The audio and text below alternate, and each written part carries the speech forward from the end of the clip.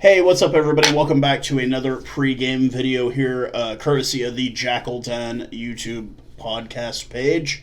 I am your host and president, Daryl Keith Hendon, aka the Fairweather Rugby Fan. Well, we've been blessed a 7:05 kickoff on a Friday night, and we've got lineups right here, which I will thusly go through.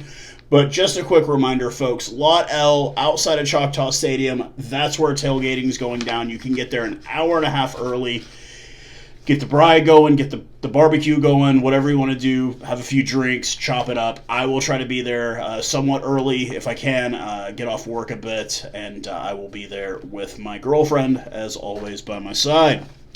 So let's go ahead and look at this Alan Clark coached Seattle Seawolves side. Their record going into this weekend is 2-0.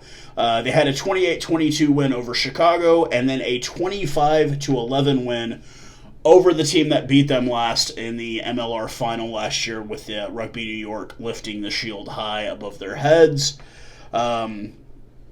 Weather should be clear in 14 or 58 if you're using Fahrenheit. We're currently kind of, I think, south of me is still sunny, but here it is cloudy and it looks like the world is about to end outside here. So let's go ahead and get to this lineup here and go through a few notes, and then we'll go through the Jackals lineup. The front row consists of former Glasgow Warrior James Malcolm at hooker, with Jake Turnbull and Mason Peterson the props. The locks are USA Eagle Ben Landry and former Lion down there in South Africa, Rhino Herbst. The flankers are a Kiwi in Charles Elton and Canadian international Nakai Penny. And at the number 8 and captaining, USA Eagle Riekert Hatting.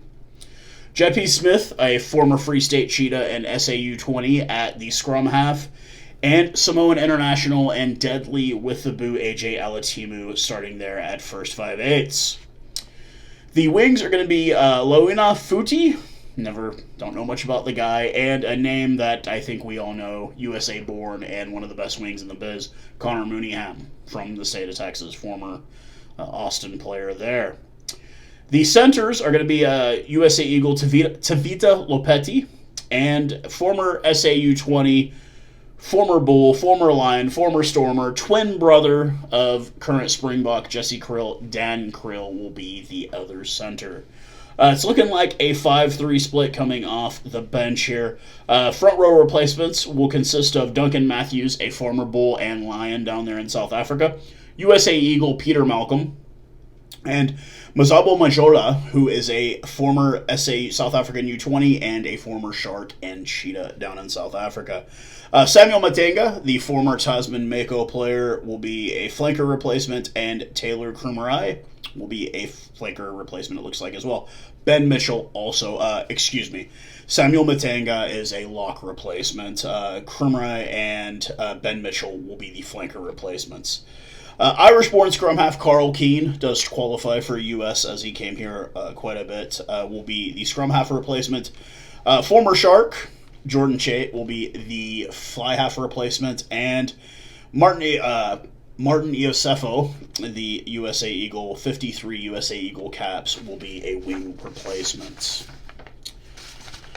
Now to the home team, the Dallas Jackals. A couple of changes to Augustine Cavalieri's roster here. Obviously 0-2 on the season with a 33-12 loss to Houston, and then a heartbreaker up in Salt Lake City last weekend with the 33-25 loss to Utah. Front row, Murray goes to the bench with Nicholas Rivol, Dewey Katsia at hooker, and Pablo Zeiss, fresh off a Player of the Week run there, the first 15 for the MLR, Argentinian international Pablo Zeiss will make up the front row.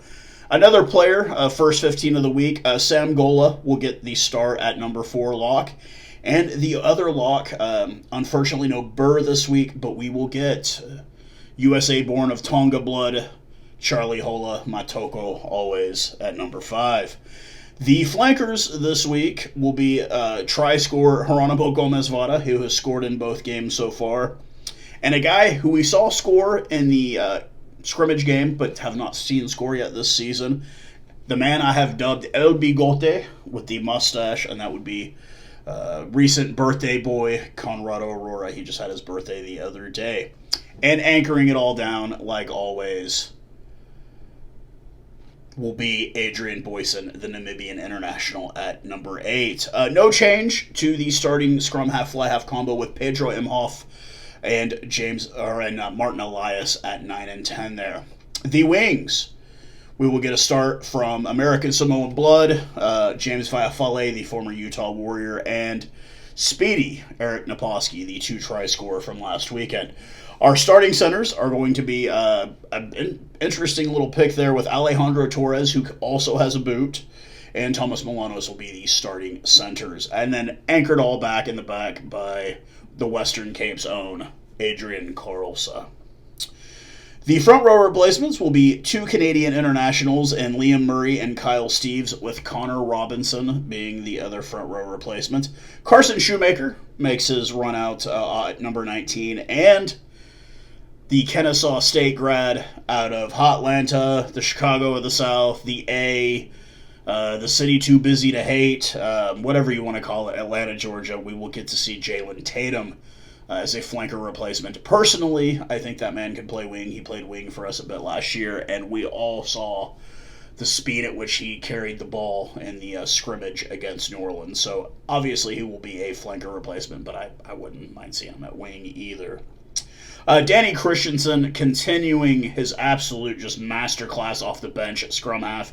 Been loving the way the guy plays. I tell him every week, man, he's got the goods. He's great. He's explosive off the bench. Will be our scrum half replacement. And making his return, my Uso from last year, man, Luis Satama, the Samoan-born. I think he qualifies for U.S. To play for the U.S. as he's been here long enough. But he could play center or wing. Had an absolutely amazing try last year against LA. Intercept. He ran it in. And I mean, he was, like I said, that's my Uso right there. I'm always going to tell him that. And I do tell James Fale as well that he's my Uso. For any of you guys that don't know, that's brother in Samoan. And rounding it out is Michael Patrick Medina, the Texas guy, who will be a center or wing or fullback replacement. Any of the above.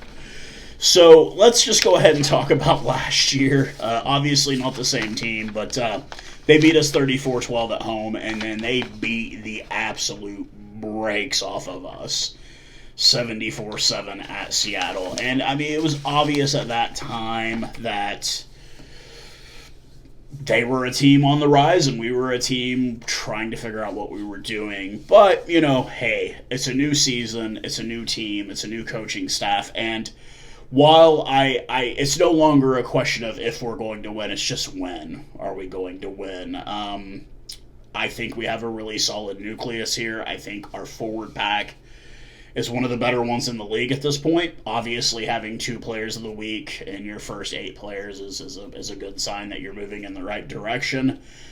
We just kind of, and I can say the offense, no, we fired offense well last week. It was just early defensive lapses cost us the game, and obviously kicking issues cost us the game.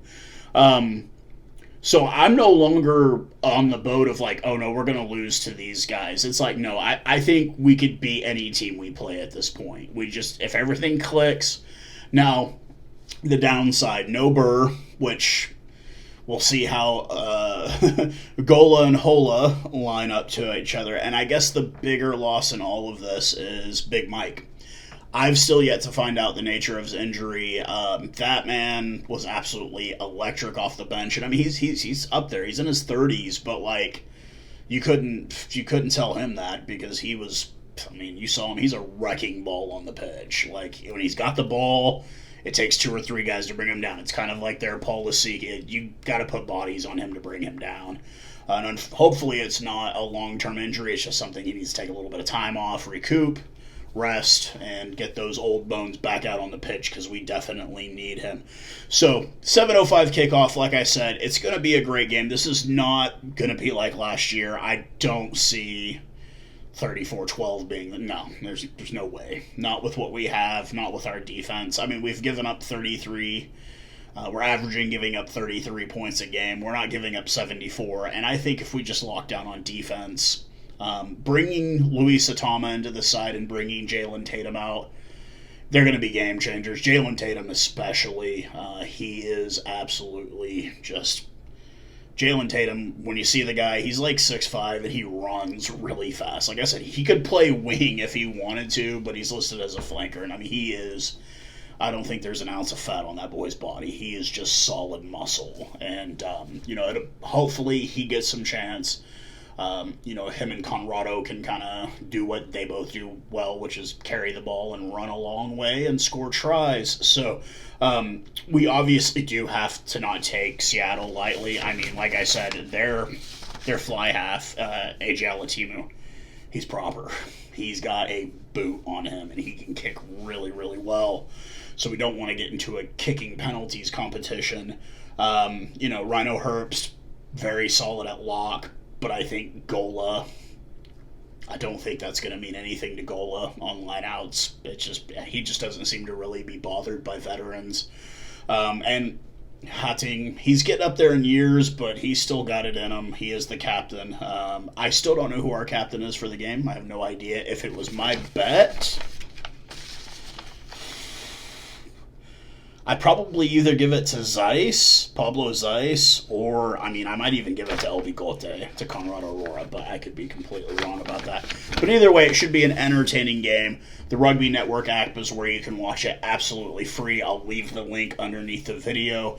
Any of you guys coming out to the game, come say hi. You guys know me. I'll be beating on the drum and trying to be as annoying as possible to the other team to try to get us that first dub. When it happens, I can't make any promises, but you might see me absolutely lose my mind that first dub, especially if it happens at home, and especially if it happens against a team that's looking pretty damn solid and looking like they may very well make another deep run at it. But either way, should be a great game, guys. Hope to see you guys all out the pitch, and when the game is over, I hope to have one Mr. Rick Collins back to do the post game. But until then, I'll talk to you guys soon. Cheers, guys.